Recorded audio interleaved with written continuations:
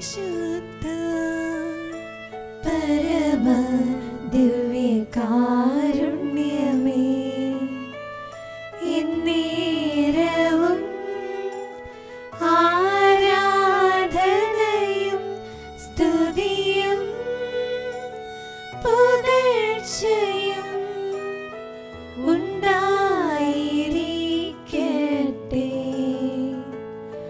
പരിശുദ്ധ പരമ ദിവ്യകാരുണ്യമേ,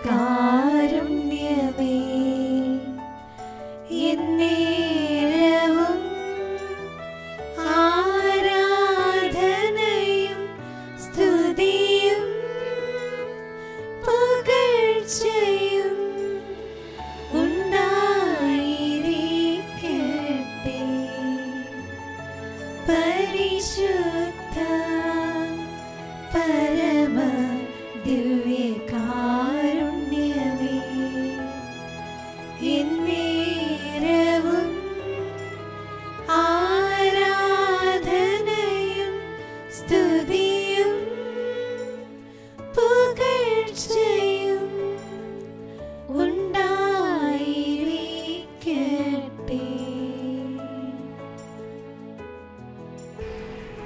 ഈശോയെ ആരാധന, ഈശോയെ നന്ദി, ഈശോയെ സ്തുതി. ബുദ്ധിവികാരുടെ നാഥനായ ഈശോയെ, അങ്ങയുടെ സന്നിധിയിലായിരിക്കുമ്പോൾ അങ്ങ് നൽകുന്ന സകല കൃപാവരങ്ങൾക്കും സകല സംരക്ഷണത്തിനും ഞങ്ങൾ നന്ദി പറയുന്നു. സങ്കീർത്തനം 91:7 നിൻ്റെ വശങ്ങളിൽ ആയിരങ്ങളും നിൻ്റെ വലതുഭാഗത്ത് 10,000 വീണാലും അവ നിന്നെ സ്പർശിക്കുകയില്ല. തിന്മയുടെ ശക്തി ഒരിക്കലും നിന്നെ സ്പർശിക്കുകയില്ല എന്ന് വചനം നമ്മെ പഠിപ്പിക്കുകയാണ്. പ്രതിസന്ധികൾക്കിടയിലും പതറാതെ നിൽക്കാൻ നമുക്ക് ശക്തി നൽകുന്നു. കർത്താവ് നൽകുന്ന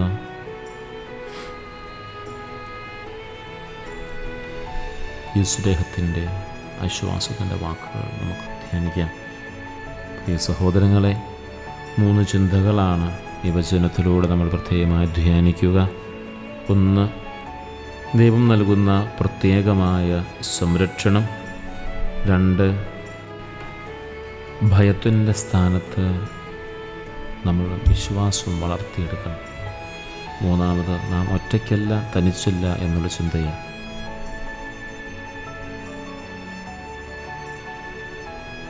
ചുറ്റുമുള്ള ലോകം തകർന്നടിയുമ്പോഴും പലരും വീണുപോകുമ്പോഴും ദൈവത്തിൽ ആശ്രയിക്കുന്ന നിന്നെ അവിടുന്ന് സുരക്ഷിതനായി കാത്തുകൊള്ളും. അതാണ് ദൈവം നൽകുന്ന പ്രത്യേകമായ സംരക്ഷണം. നിൻ്റെ ചുറ്റുമുള്ളവരൊക്കെ വീണു പോകുന്നത് കാണുമ്പോൾ നീ അസ്വസ്ഥനാവേണ്ട ആവശ്യമില്ല. നിനക്കും അങ്ങനെ സംഭവിക്കുമെന്ന് നീ കരുതേണ്ട ആവശ്യമില്ല. അപകടങ്ങൾ നിൻ്റെ അരികിൽ വന്നാലും അപകടങ്ങൾ നിൻ്റെ ചുറ്റും ഉണ്ടായാലും ദൈവകൃപ നിനക്ക് കവചമായിരിക്കും. ദൈവകൃപ നിനക്ക് കവചമായിരിക്കും. എപ്പോഴും നമ്മുടെ മനസ്സിൽ പറയുക, എൻ്റെ ദൈവത്തിൻ്റെ കൃപ എനിക്ക് കവചമായി എപ്പോഴും എൻ്റെ ഒപ്പമുണ്ട്. ഒരു പ്രത്യേക സംരക്ഷണമാണ് ഈ വചനത്തിലൂടെ തമ്പുരാൻ നമുക്ക് നൽകുക. 91-ാം സങ്കീർത്തനം വലിയ സംരക്ഷണത്തിൻ്റെ പ്രാർത്ഥനയാണ്. നമുക്ക് ചുറ്റും എന്തെല്ലാം സംഭവിച്ചാലും, നമ്മുടെ ജീവിതത്തെ തകർക്കുന്ന സംഭവങ്ങൾ നമ്മുടെ ചുറ്റും സംഭവിച്ചാലും, നമ്മുടെ ഉള്ളിൽ എപ്പോഴും ഈശോ എന്ന നാമം എപ്പോഴും ഉരുവിട്ടുകൊണ്ടിരിക്കണം. അതൊരു പ്രത്യേക സംരക്ഷണമാണ്. ഈശോ എന്ന നാമത്തിന് മുകളിൽ മറ്റൊരു നാമമില്ല. ആ നാമത്തിൻ്റെ സംരക്ഷണം നമ്മളെപ്പോഴും, പ്രത്യേക സംരക്ഷണം എപ്പോഴും നമ്മുടെ ഹൃദയത്തിലുണ്ടാവണം. മറ്റെന്തും സംഭവിച്ചോളട്ടെ, നാട്ടിലുള്ളവർക്കോ വീട്ടിലുള്ളവർക്കോ കുടുംബത്തിലുള്ളവർക്കോ നമ്മുടെ ഒപ്പമുള്ളവർക്ക് എന്തും സംഭവിക്കട്ടെ, തമ്പുരാൻ നമ്മുടെ ജീവിതത്തിൽ പ്രത്യേകമായ സംരക്ഷണം നൽകുകയും നമ്മുടെ കുടുംബത്തിനും അതുപോലെ സംരക്ഷണം നൽകും. നമ്മുടെ നാടിന് സംരക്ഷണം നൽകും. അങ്ങനെയെങ്കിൽ ആ സംരക്ഷണം നൽകുന്ന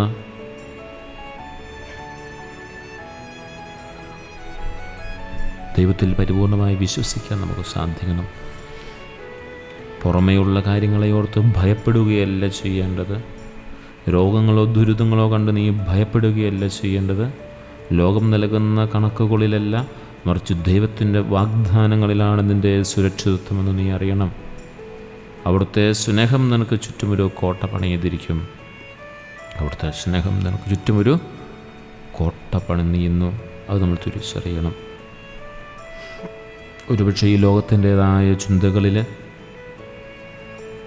നമ്മുടെ കണക്ക് കൂട്ടലുകൾ തെറ്റിപ്പോകുമ്പോൾ ഒരുപക്ഷെ ഭയപ്പെട്ടേക്കാം. നമ്മുടെ കണക്ക് കൂട്ടലുകൾ തെറ്റുമ്പോൾ നമ്മൾ ഭയപ്പെടുന്നു. ദൈവത്തിൻ്റെ വാഗ്ദാനങ്ങൾക്ക് പകരം മനുഷ്യൻ്റെ വാഗ്ദാനങ്ങൾ വിശ്വസിച്ച് സുരക്ഷിതരാണെന്ന് വിശ്വസിച്ച് നമ്മൾ ചതിക്കപ്പെടുന്നു.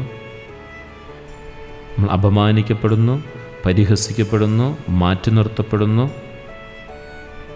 സുരക്ഷിതത്വമില്ലാതായിത്തീരുന്നു. അങ്ങനെ നമ്മൾ ഭയത്തിലേക്ക് അനുദിനം കടന്നു പോവുകയാണ്. അവിടെ നിന്നും ചുവടുമാറ്റി ചവിട്ടി ദൈവത്തിൻ്റെ വലിയ സ്നേഹ സംരക്ഷണത്തിലായിരിക്കുവാൻ ആഗ്രഹിക്കുക, അത് വിശ്വസിച്ച് ഏറ്റുപറയുക. അപ്പോഴാണ് തമ്പുരാൻ പറയുന്നത്, നീ തനിച്ചല്ല, 10,000 വീഴുന്നിടത്തും നീ മാത്രം നിൽക്കുന്നത് നിൻ്റെ കഴിവുകൊണ്ടല്ല, മറിച്ച് നിൻ്റെ വലതുവശം ചേർന്ന് നിൽക്കുന്ന ദൈവത്തിൻ്റെ സാന്നിധ്യം കൊണ്ടാണ്. 10,000 തകർന്നു വീഴുമ്പോഴും നിൻ്റെ ചുറ്റുമുള്ളവരെല്ലാം തകർന്നു വീഴുമ്പോഴും നീ മാത്രം നിൽക്കുന്നത് നിൻ്റെ കഴിവ് കൊണ്ടല്ല എന്ന് നീ മനസ്സിലാക്കണം. നിന്നെ ചേർത്ത് നിർത്തിയിരിക്കുന്ന ദൈവത്തിൻ്റെ സാന്നിധ്യം കൊണ്ടാണ്. ആ സാന്നിധ്യം തിരിച്ചറിയാൻ നമുക്ക് സാധിക്കണം. ഇന്നേ ദിവസം പ്രത്യേകമായും പ്രാർത്ഥിക്കാം. ഭയപ്പെടുന്നവർക്കായ പകർച്ചവ്യാധികൾ, അപകടങ്ങൾ, അപ്രതീക്ഷിതമായ തിരിച്ചടികൾ എന്നിവയെ ഭയചകിതരായി കഴിയുന്ന എല്ലാവർക്കും വേണ്ടിയും പ്രത്യേകം പ്രാർത്ഥിക്കാം. ചുറ്റും എന്തും സംഭവിച്ചാലും അങ്ങയുടെ സംരക്ഷണം അവരെ കാക്കുമെന്ന് ഒരു വലിയൊരു ബോധ്യം നൽകണമേ എന്ന് പ്രാർത്ഥിക്കാം. ശാരീരികവും മാനസികവുമായ അസ്വസ്ഥതകളാ വലയുന്നവർക്ക് വേണ്ടി അങ്ങയുടെ വചനത്തിൻ്റെ ശക്തിയാ സകല തിന്മകളിൽ നിന്നും രോഗാവസ്ഥകളിൽ നിന്നും അവരെ കാത്തു സംരക്ഷിക്കണമേ എന്ന് പ്രാർത്ഥിക്കാം. യാത്ര ചെയ്യുന്നവർക്കായി, ജോലിക്കായി പുറപ്പെടുന്നവർക്കും യാത്രയിലായിരിക്കുന്നവർക്കും ഇടമാലാഖമാരുടെ സംരക്ഷണം നൽകണമേ എന്നും ഒരു അനർത്ഥവും അവരെ സ്പർശിക്കാതെ കാക്കണമേ എന്നും പ്രാർത്ഥിക്കാം.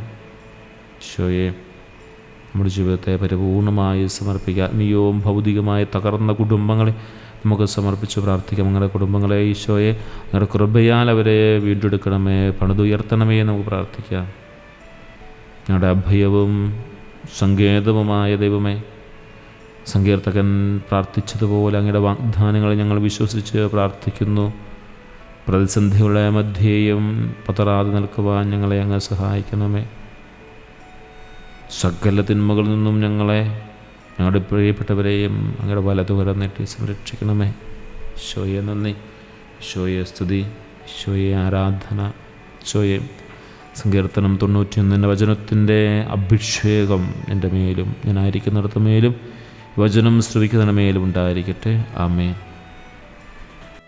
പരിശുദ്ധ പരമ ദിവ്യകാരുണ്യമേ, എന്നേരവും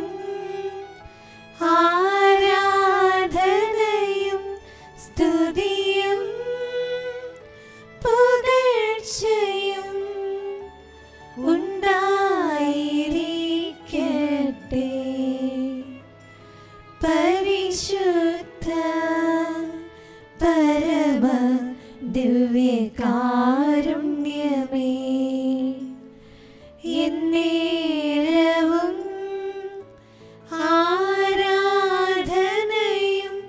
സ്തുതിയും പുകഴ്ചയും ഉണ്ടായിരിക്കട്ടെ.